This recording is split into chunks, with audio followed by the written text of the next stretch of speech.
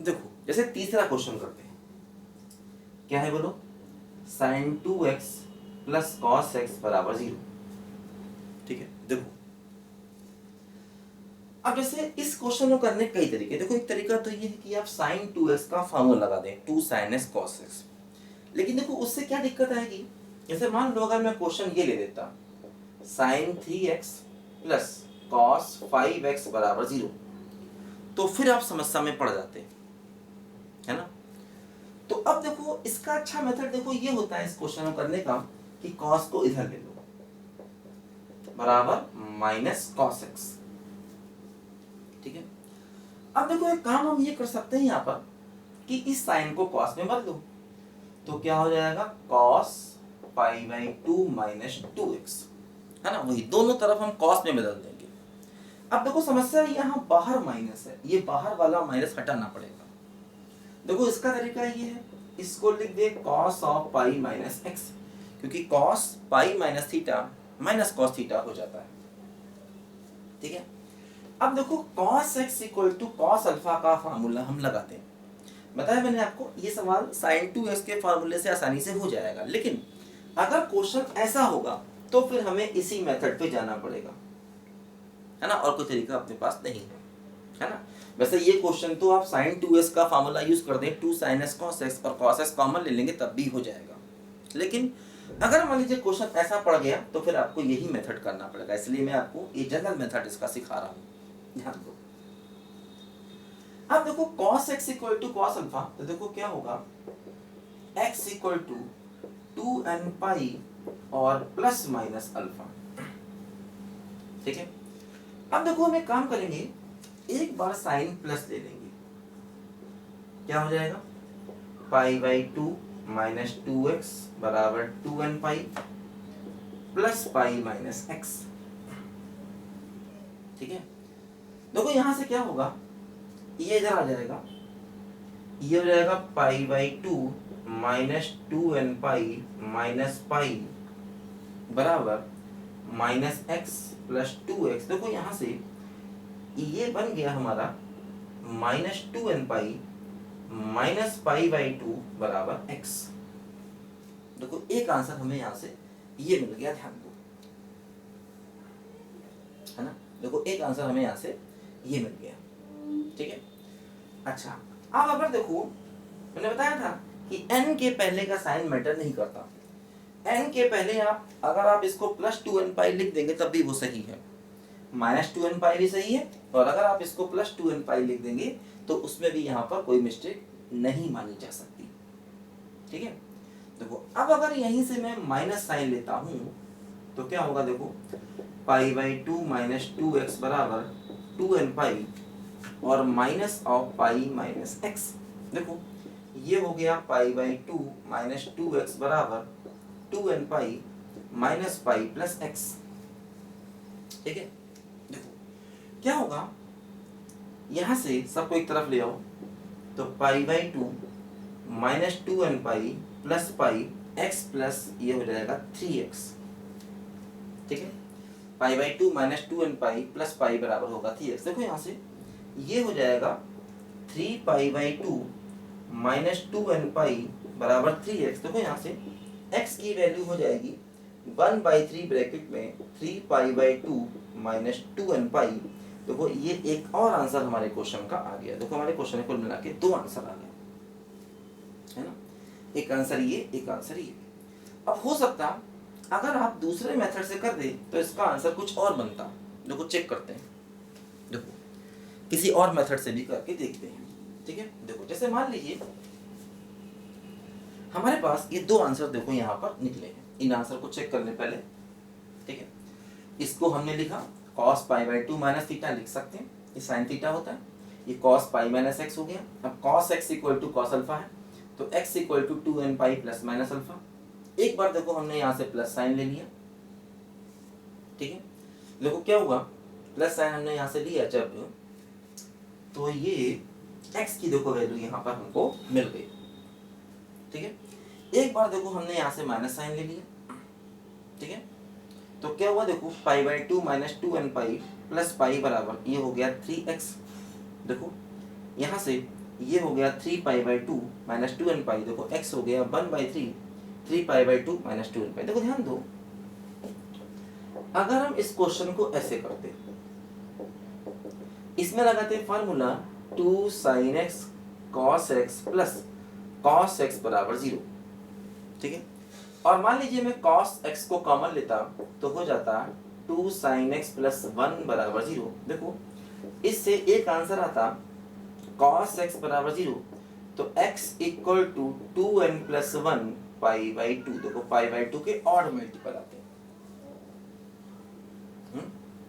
इसे देखो यहाँ पर हमें π/2 के ऑड मल्टीपल मिल जाते हैं, है ना। बताओ भाई, बोलो। अच्छा, और देखो दूसरा आंसर यहाँ से आता, ये होता sin x बराबर -1/2। इससे हम इसको ऐसे लिखते sin ऑफ -π/6, तो x बराबर nπ प्लस -1 की पावर n इंटू -π/6। देखो ये दो आंसर हमें मिलते हैं। अब देखो हमारा जो आंसर है यहाँ पर और जो यहाँ पर आया वो देखो अलग अलग दिख रहे हैं। देखो चेक करते हैं क्या ये दोनों आंसर सेम है ना। देखो ध्यान दो क्या हुआ, इन दोनों आंसर को चेक करते हैं। देखो चेक करते हैं, जरा ध्यान दो।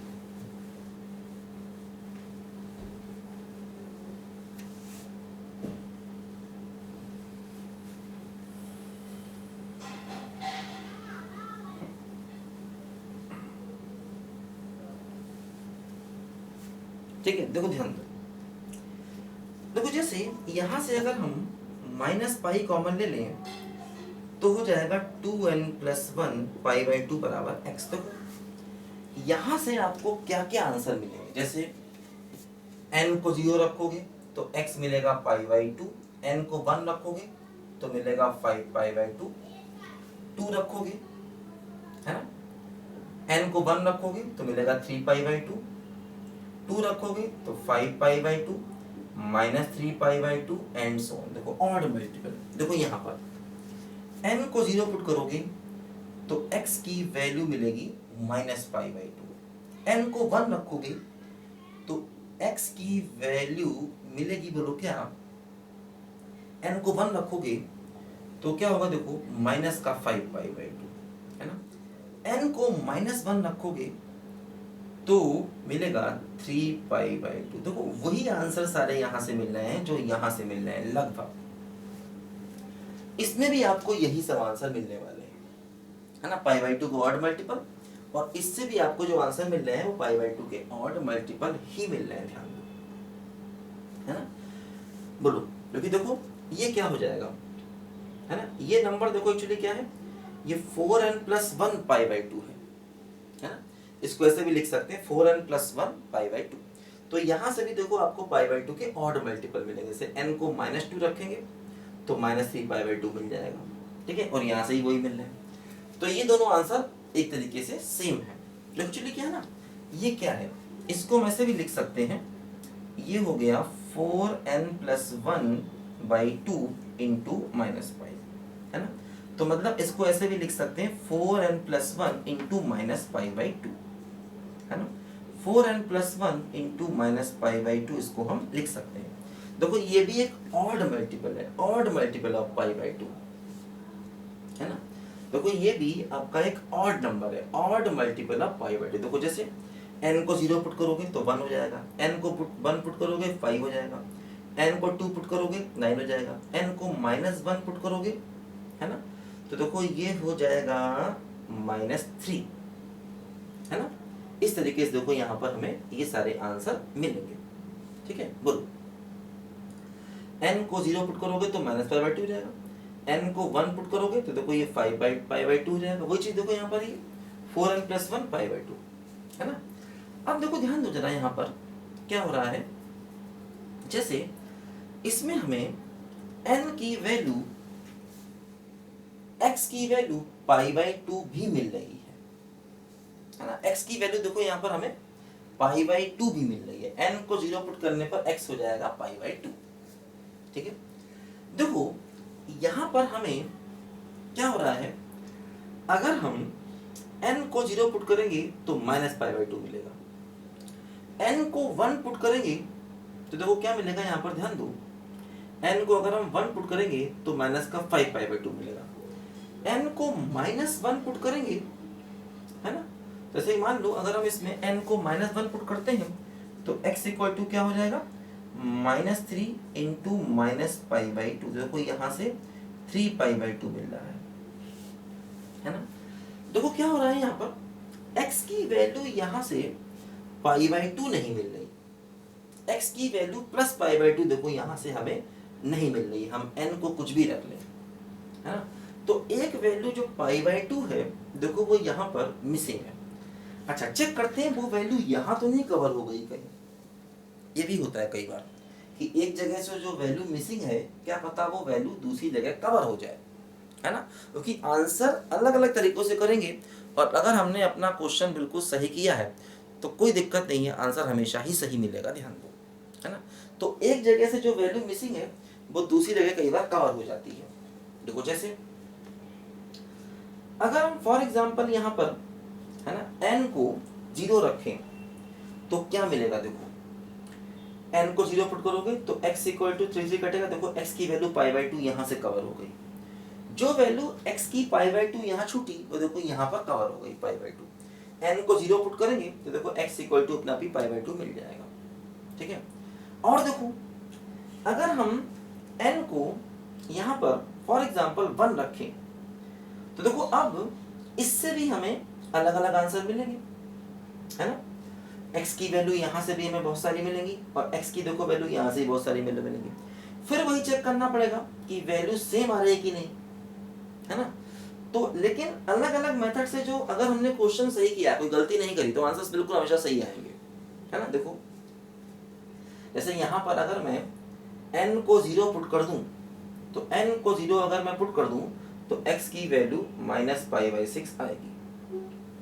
देखो चेक करें, अगर मैं यहाँ n को फॉर एग्जांपल 1 ले लूं तो x क्या आएगा, π/3, 3π/2 और माइनस का 2π, ठीक है, n को 1 ले लिया, देखो ये क्या हुआ 1/3 और माइनस का π/2, देखो ये माइनस का π/6 यहाँ भी आ गया, ठीक है। तो फिर देखो एक दो वैल्यूज जो यहाँ छूट गई थी वो देखो इसने कवर कर दी और वो सारी वैल्यूज जो यहाँ से आ रही यहाँ से भी हमको मिल जाएंगी, ठीक है, अलग अलग n को रखने पर। तो आंसर अगर हमने अलग अलग मेथड से किया तो हो सकता है अलग अलग दिखाई दे, लेकिन कुल मिलाकर के वो आंसर कई बार एक जैसे ही होते हैं, मतलब x की फाइनली जो वैल्यूज आती हैं वो सेम आती हैं, ठीक है। तो इसलिए घबराना नहीं चाहिए अगर आंसर आपके अलग अलग आ रहे हैं तो, है ना। अब हाँ, इसलिए IIT वाले क्या करते हैं कि वो जनरल सोल्यूशन नहीं पूछते, क्योंकि इसमें क्या होता है अलग अलग करने से आंसर अलग अलग बन रहे होते हैं, बच्चा परेशान होता है। वो क्या करते हैं जनरली नंबर ऑफ सॉल्यूशंस पूछते हैं, नंबर ऑफ सॉल्यूशंस, है ना। जैसे वो ये पूछेंगे कि 0 और 2π के बीच में कितने x आएंगे, तो आप n की अलग अलग वैल्यू रख करके x निकालेंगे, उन्हें काउंट कर लेंगे, या n x की वैल्यू -π और π के बीच में कितने सॉल्यूशंस आएंगे तो आप वो नंबर ऑफ x को काउंट करेंगे, है ना। तो ऐसे क्वेश्चन जनरली पूछते हैं जिससे कि आप किसी मेथड से निकालोगे वो नंबर ऑफ x सेम ही आएंगे, है ना।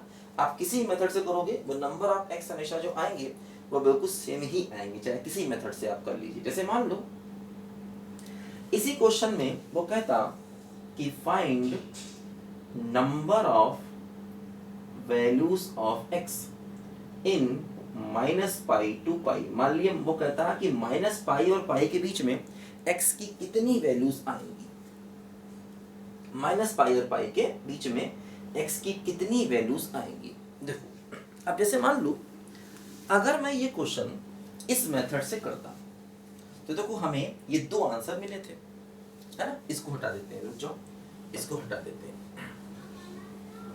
ठीक है, इसको अभी हम लोग हटा देते हैं, ठीक है। ये देखो दो आंसर थे। देखो अब जैसे हमें -π और π के बीच में नंबर ऑफ x निकालने, कितने x आएंगे दिख रहा है ना, -π और π के बीच में हमें नंबर ऑफ x निकालने, कितने x आएंगे। देखो जैसे हमने n को रखा 0 तो मिला π/2, n को रखा 1 तो 3π/2, 2 5π/2, देखो ये हमें माइनस पाई और पाई के बीच में चाहिए, तो मतलब ये भी बेकार है मेरे लिए, ये भी बेकार है मेरे लिए, ठीक है। और n को रखेंगे -1, तो क्या होगा देखो, -π/2 आएगा, -π/2 है ना। n को रखेंगे -1 तो -π/2, -2 रखेंगे तो -3π/2, वो मेरे लिए फिर से बेकार है।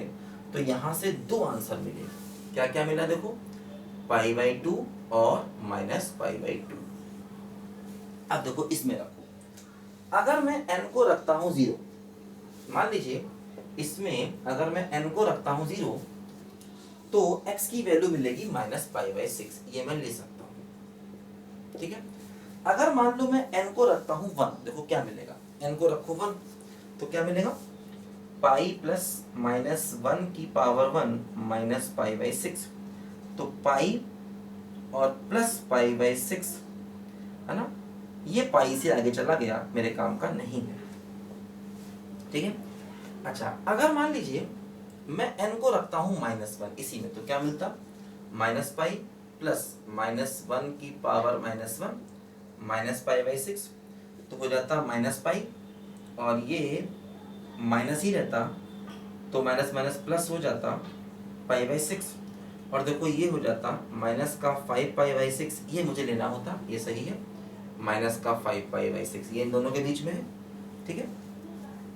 बोलो, अगर मान लो इसी में मैं n को 2 रखता तो भी बात नहीं बनती, है ना। अगर मैं n को -2 रखता, देखो तब क्या होता, ये होता -2π, है ना, n को रखता -2, तो ये हो जाता -π/6, है ना, कोई फायदा नहीं। अगर मैं n को -3 रखता तो -3π, और देखो यहाँ पर ये +π/6, कोई फायदा। देखो ये हमें 4 आंसर यहाँ से मिले, -π और पाई के बीच में, ठीक है।